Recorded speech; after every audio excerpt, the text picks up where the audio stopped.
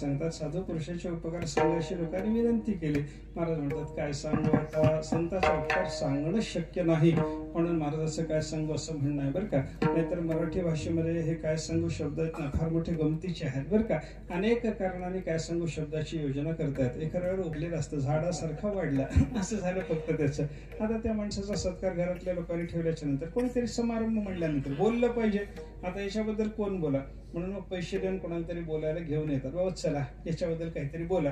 आता बोलायला ज्या वक्त्याला आणलेलं असतं ना त्याचा याचा काही परिचय सुद्धा नसतो. मग त्याला सांगतात यांच्याबद्दल तुम्हाला बोलायचं बरं का, सांगा यांच्याबद्दल काहीतरी असतं. म्हणतो काय सांगू आता,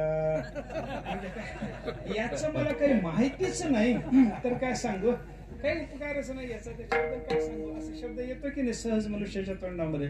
दुसरा प्रकार असा असतो एखाद्या वेळेला एखाद्याचा उपकार असतो पण सभेत सांगायसारखा नसला तरी काय सांगू म्हणावं लागतं बरं का. उदाहरण सांगतो, हे सत्काराचं उदाहरण थोडं चालू ठेवा. सत्कार होता एकाचा, बोलाय करता एकाला बोलावलं, पण आता बोलाय करता आलेला जो मनुष्य होता की नाही त्याचा थोडासा परिचय होता. ज्याच्याबद्दल बोलायचं आहे त्या माणसाचा बोलायला आलेल्या माणसाचा थोडा परिचय होता. कसा परिचय झाला, माग 12 वर्षाखाली प्रवासात परिचय झाला. कसा परिचय, दोघंही एकाच गाडीत बसलेले होते. दोघे एकाच गाडीत बसल्याच्या नंतर काय झालं, याला तंबाखू खायची इच्छा झाली. कोणाला, हा बोलायला आलेला मनुष्य जो आहे त्याला तंबाखू खावी की नाही तो भाग वेगळा हो, पण इथं त्याला खायची इच्छा झाली. आता ती इच्छा झाल्याच्या नंतर त्यानं तंबाखू काढली. तंबाखू काढून हातात घेतल्याच्या नंतर ती तशीच खाता येते का त्याला काही अजून संस्कार करावा लागतो? सांगा की मला माहिती नाही ते तुम्हाला विचारलं तर तुम्ही सांगत नाहीत मला. कसं असतं, तंबाखू नुसतीच खाता येते का त्याला काही करावं लागतं अजून? सांगा की सांगा ना. त्याला ते चुना वगैरे लावावं लागतं की नाही, ते चुना लावून त्याला चोळणं वगैरे असा प्रकार असतो. म्हणजे मी खातो असं समजू नका, खाऊ नये हे सांगाय करता तर हे सगळं ओरड नाही. ते त्याच्यात त्याला तंबाखूला चुना पाहिजे. आता त्याला चुना पाहिजे होता म्हणून तो इकडे तिकडे बघायला लागला, याची डबी गमावली, याला चुना मिळेना. मग हा चुन्याची डबी शोधत असताना बाजूच्या माणसानं, हा ज्याचा सत्कार चालू तो बाजूला बसलेला, त्याला विचारलं काय डबी शोधता काय?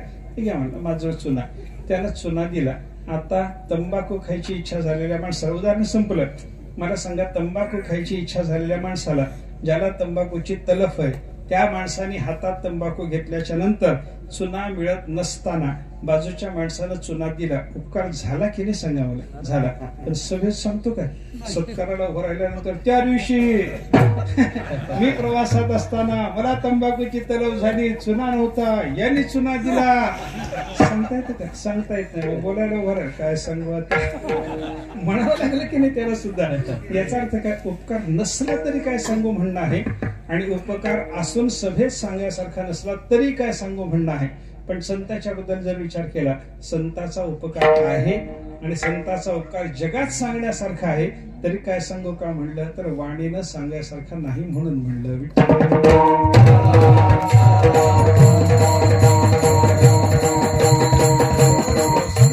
उपकार सांगायला वाणी पुरतच नाही. काय बाणू आता पुरे हे वाणी, साधू पुरुषाच्या उपकाराचं वर्णन करायला वाणी पुरेशी पडतच नाही बरं का. संतांचा उपकार वाणीने सांगता येतच नाही. काही गोष्टीचं कसं असतं बघा, त्याचा अनुभव घेता येतो पण त्याच्याबद्दल तोंडाने बोलणं शक्य होत नाही. साखरेची गोडी तोंडाने सांगता का? एखादा माणूस समजा साखर खात असला, हातात साखर घेतली खायला लागला थोडी थोडी, आपण त्याच्याजवळ जाऊन विचार काय आहे तुझ्या हातात? तो म्हणतो साखर आहे. किती आहे? तो म्हणतो 100 ग्रॅम 50 ग्रॅम, जे काही असेल ते तो सांगू शकतो. कशी आहे? तो म्हणतो गोड आहे. किती गोड आहे? काही सांगता येत नाही. मग तो शहाणा असला तर काय करतो, आपल्या मुठभर साखरेतून चिमूटभर आपल्या हातात देतो, म्हणतो खाऊन बघ, तुला कळेल किती गोड आहे ते. याचा अर्थ काय झाला, साखरेची गोडी आहे पण तोंडानं सांगता येत नाही. तसा संतांचा उपकार आहे पण तोंडानं सांगता येत नाही.